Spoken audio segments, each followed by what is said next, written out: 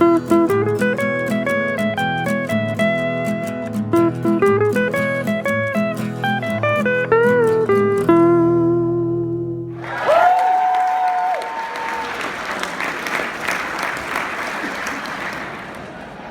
a student coming to school every day, but only getting feedback once every few years. The student does his work, but is rarely told how he can improve. How far would he get? Would he reach his full potential? This never happens, of course, with students. But it happens a lot more often for their teachers.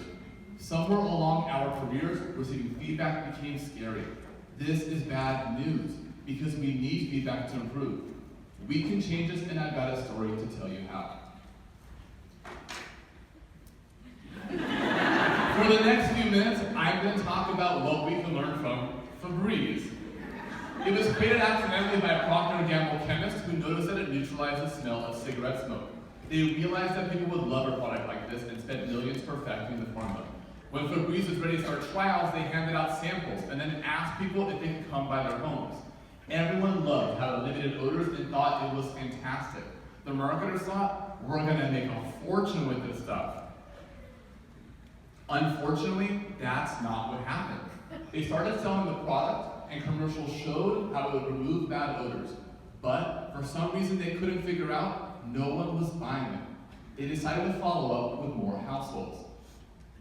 They first started closing in on the real issue when they visited a lady in Phoenix. They could smell her 9 cats before they went inside. The house was clean, but the stench made a researcher gap. They asked her what she did about the smell. She said it wasn't usually a problem, so they asked her how often she noticed it. She said, about once a month. The researchers looked at each other, and then back at her and asked her, do you smell it now? She said no. The same thing happened at many other places they visited. People have become so accustomed to the smell that they no longer noticed it. They have become desensitized. The people who needed Febreze the most were often the least able to realize it. So, when people were given something that had huge potential to improve their situation, they didn't want it. They didn't have enough perspective to see how badly they needed it. And I'm concerned that something very similar is happening in education. Is it possible that we've been doing some things the same way for so long that we don't notice them anymore? Maybe teachers don't have enough perspective on their own practice because they so rarely observe one another. How often do you observe your peers or have them observe you? If it's been a while, don't worry, you're not alone. Teachers are being asked to make so many changes that it's understandable why it might make them feel uncomfortable. They may be fearful of being judged and may hesitate to be observed by others. Unfortunately, though, without feedback, we don't really know what needs to improve. If that's the case, then professional development is the Febreze that no one wants because they don't think they need it. Why would you want a solution to a situation if you don't think there's a problem? As a teacher specialist, each year I observe other teachers dozens of times.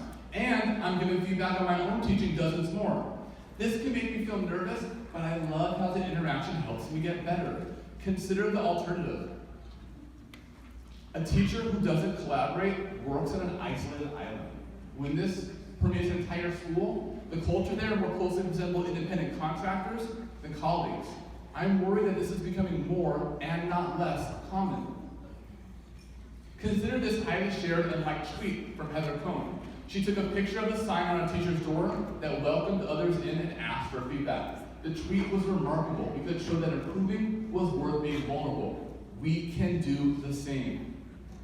This is a picture of my Observe Me sign. Take a second and read it.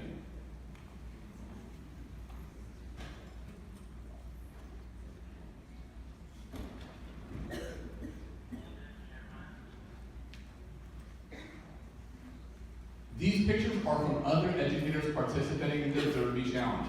There are signs all over the globe, all subjects and all positions, including teachers, teacher specialists, principals, superintendents, even business people.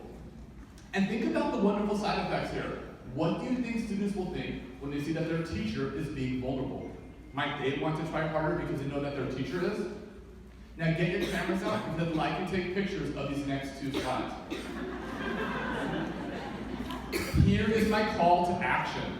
Make your own Observe Me sign.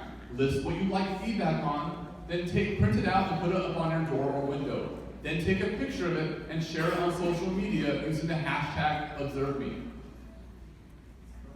We have the power to make peer observations commonplace. Go to this URL or Google the hashtag #ObserveMe. We need to open our doors, invite others in, and learn from the best, each other.